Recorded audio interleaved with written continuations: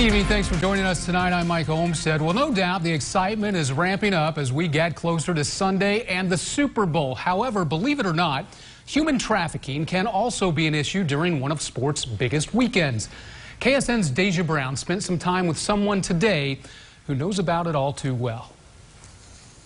The trafficking for me, it was 365 days a year.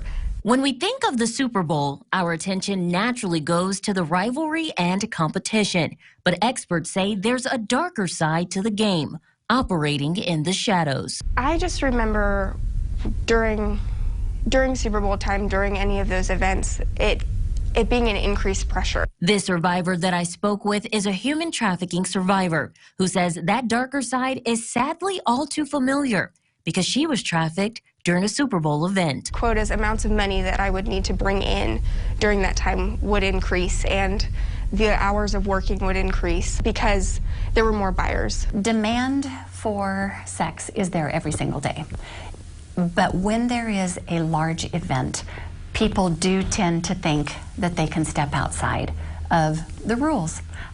You add in alcohol, you add in a lot of parties, and there is almost this barrier that's lifted of decency, and it often leads to degradation. When people tend to travel, which people travel a lot for the Super Bowl and for other events, they tend to engage in activities that maybe they wouldn't engage in at home. But now with COVID-19 in play, traffickers are switching it up, looking to target potential victims virtually. And so there is a component of that virtual trafficking that is happening in exponential ways, especially this year.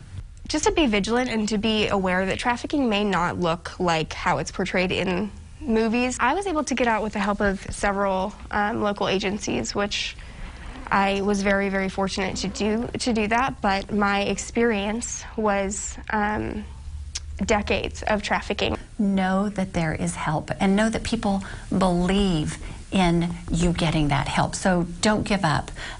Take that opportunity. I'm very, very grateful that there has become so much more awareness of trafficking around the Super Bowl, and that is a great thing for the anti-trafficking movement and for people coming to that understanding that of what exploitation can look like and what trafficking can look like, both with children and adults. In Joplin, Deja Brown, KSN Local News.